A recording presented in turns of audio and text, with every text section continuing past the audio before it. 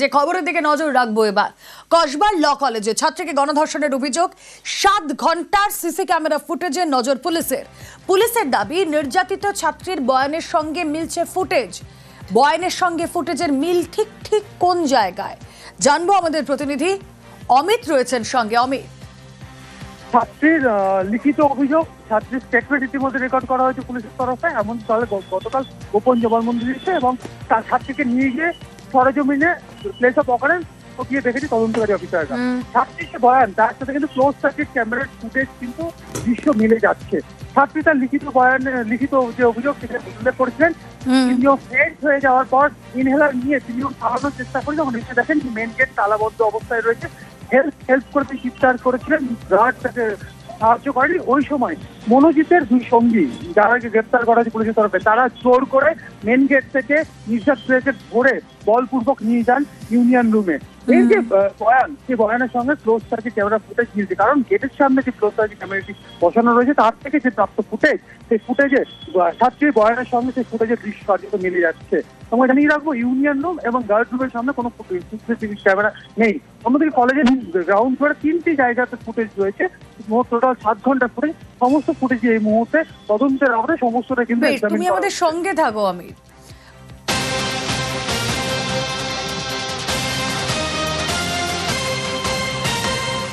আর এই যে মনোজিৎ মিশ্র, কসবা গণধর্ষণের মূল অভিযুক্ত, ধর্ষণের আরো প্রমাণ পেতে এবার মনোজিতের পোশাক বাজেয়াপ্ত।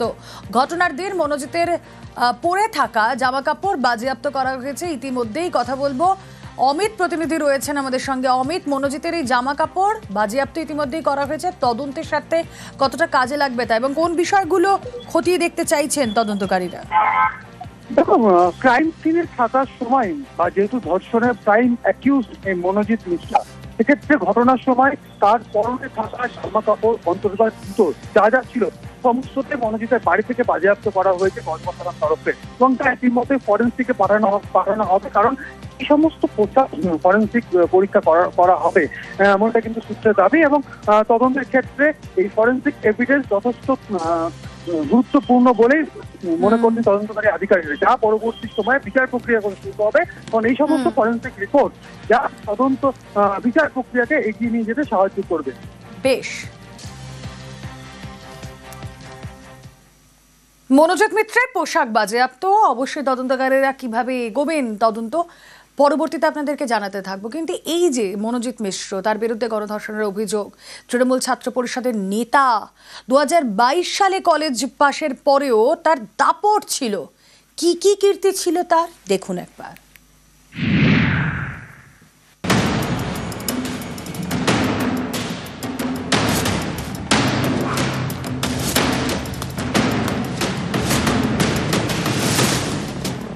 দক্ষিণ কলকাতার ল কলেজের মধ্যে ছাত্রীকে গণধর্ষণের অভিযোগ। এই অভিযোগে গ্রেপ্তার মনোজিৎ মিশ্র সহ একাধিক। মনোজিৎ মিশ্র ওরফে ম্যাঙ্গো দক্ষিণ কলকাতার ল কলেজের প্রাক্তন ছাত্র এবং কলেজের অস্থায়ী কর্মী, তৃণমূল ছাত্র পরিষদের নেতা, দক্ষিণ কলকাতা জেলা তৃণমূল ছাত্র পরিষদেরও সদস্য ছিল। চেষ্টা করেছিল দক্ষিণ কলকাতার যুব তৃণমূলের সভাপতি হওয়ার। মাস 4 আগে পুলিশের সঙ্গে ঝামেলায় জড়িয়ে গ্রেপ্তারও হয় মনোজিৎ। মনোজিৎ মিশ্র কলেজের মধ্যে গণধর্ষণের মূল অভিযুক্ত। অনেকেই বলছেন মনোজিৎ কলেজের অস্থায়ী কর্মী, কিন্তু তার প্রভাব দেখা যাবে কলেজে ঢুকলেই। মনোজিতের নামে দেওয়াল লিখন।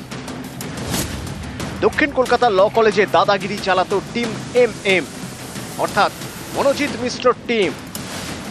মনোজিতের ডাক নামে এই দলের আর এক নাম টিম ম্যাঙ্গো। উনি ইউনিয়ন লিডার ছিলেন আমাদের, উনি প্রাক্তন ছাত্র ছিলেন। মনোজিৎ দা যে এরকম করবে এটা আমার খুব খারাপ লেগেছে, মানে দাদা হিসেবে মানতাম আমরা। ল কলেজের প্রাক্তন ছাত্র হয়েও কলেজে ব্যাপক দাপট। অভিযোগ, বিভিন্ন নেতার নাম নিয়ে কলেজে দাদাগিরি করত মনোজিৎ।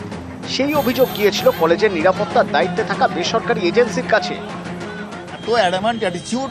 পিনাকি বাবু, মনোজিৎ সম্পর্কে আপনি কি বলতেন? যে এখানে একজন আছে, কি ওর নাম, এসব বড় দাদাগিরি। একবার বললো ম্যাঙ্গো না কি নাম নাকি, ওরই একই দাদাগিরি। সবাই জানে, সবাই।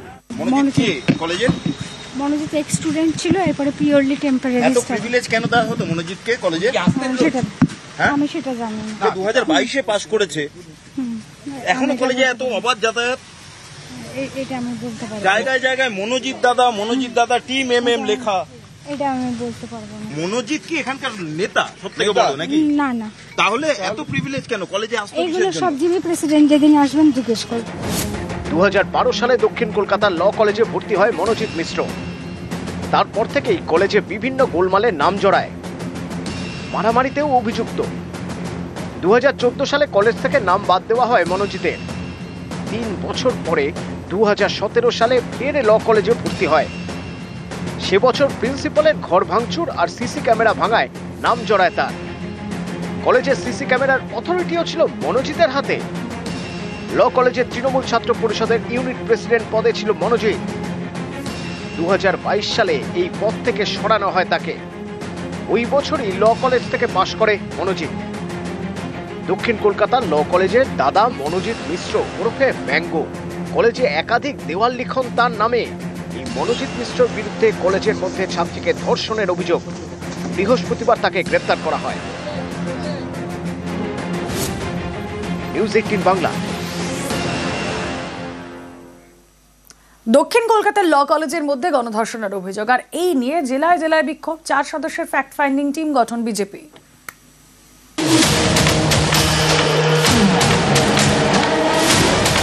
দক্ষিণ কলকাতার ল কলেজ, এই কলেজের মধ্যে ছাত্রীকে ধর্ষণের অভিযোগ। কলকাতার কলেজে গণধর্ষণের অভিযোগে ফ্যাক্ট ফাইন্ডিং টিম গঠন বিজেপির। 4 সদস্যের ফ্যাক্ট ফাইন্ডিং টিম গঠন করেন বিজেপি সভাপতি JP Nadda. After taking into consideration that this is an absolute brutal act, उन्होंने एक कमेटी बनाया है और वो कमेटी जो जाके जांच करेगी, ये कमेटी 4 दलीय सदस्यों का है। सतपाल सिंह, पूर्व केंद्रीय मंत्री एवं पूर्व पुलिस आयुक्त मुंबई, श्रीमती मीनाक्षी लेखी, पूर्व केंद्रीय मंत्री, श्री विप्लव कुमार देव, सांसद लोकसभा, एवं श्री मनन कुमार मिश्र, सांसद राज्यसभा। ফ্যাক্ট ফাইন্ডিং টিম আসছে, এটা এখানেই আসতে পারে, বাংলায় আসতে পারে, কিন্তু উড়িষ্যায় 10 দিনে 5টা এই ধরনের নির্যাতনের মামলা, কই সেখানে তো ফ্যাক্ট খুঁজতে কেউ যান না।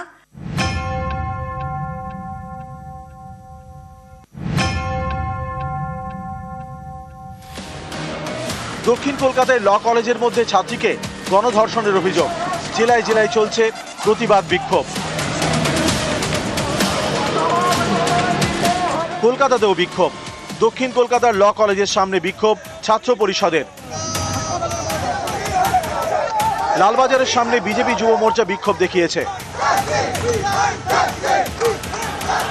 শনিবার দুপুরে গড়িয়াহাট মোড়ে সুকান্ত মজুমদারের নেতৃত্বে বিক্ষোভ দেখায় বিজেপি। কসবা থানায় যাওয়ার আগে গড়িয়াহাট মোড়েই পুলিশের ব্যারিকেড। পুলিশ এবং বিজেপি কর্মী সমর্থকদের মধ্যে ব্যাপক উত্তেজনা তৈরি হয়। সুকান্ত মজুমদার সহ অনেক নেতাকর্মীকে ধরে নিয়ে যাওয়া হয় লালবাজারে।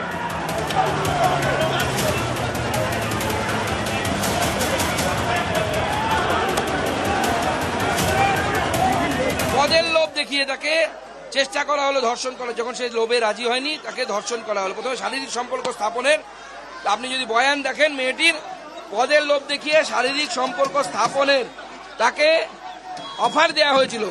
এরা মানুষ না পশু? তৃণমূল কংগ্রেসের পশু এরা, পোষা পশু তৃণমূল কংগ্রেসের।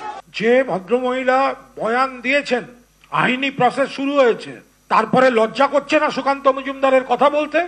কোথায় থাকেন যখন উন্নাও, হাথরাস, প্রয়াগরাজ, বিলকিস, উড়িষ্যা, মণিপুর, ত্রিপুরা ঘটনা ঘটতে থাকে? 2024-এর আরজি করে ডাক্তারি পড়ুয়াকে ধর্ষণ করে খুনের অভিযোগ ওঠে। কলেজের মধ্যেই ধর্ষণ করে খুনের অভিযোগ। দক্ষিণ কলকাতার ল কলেজের মধ্যে ছাত্রীকে গণধর্ষণের অভিযোগ, গ্রেপ্তার একাধিক। এই নিয়ে রাজনীতির হাওয়া গরম।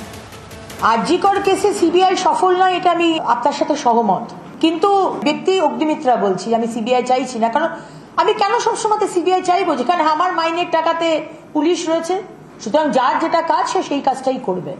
কলকাতা পুলিশ সঠিকভাবে সঠিক পথে চলেছিল, তার জন্য সিবিআই আর অন্য কিছু পায়নি। সেই পুলিশই আবার ধরেছে 12 ঘন্টা, কমপ্লেন্টের 12 ঘন্টার মধ্যে কিন্তু ধরেছে 3 জনকে, আর 1 জনকে পরে ধরেছে, 4 জন অ্যারেস্টেড। সুতরাং সেই পুলিশ যে যথাযথ ব্যবস্থা নেবে সেই বিষয়ে কোনো সন্দেহ নেই। নিউজ 18 বাংলা। শনিবার বিকেলে গ্রেফতার, রবিবার সকালে মুক্তি। লালবাজারের রাত কাটিয়ে সকালে শেষমেশ মুক্তি। সেন্ট্রাল লকআপ থেকে মুক্তি সুকান্ত জগন্নাথের। 14 ঘন্টা পর মুক্তি সুকান্ত সহ 32 বিজেপি নেতাকর্মীর। গতকাল বেল বন্ডে সই করে জামিন নিতে অস্বীকার। বেল বন্ডে সই না করে শেষমেশ মুক্তি সুকান্তদের। লকআপ থেকে বেরিয়ে সরব রাজ্য বিজেপি সভাপতি। হাঁটার গণতান্ত্রিক অধিকার খর্ব বলে তো এবার থেকে জামিন প্রত্যাখ্যান আন্দোলন বলেও হুঁশিয়ারি।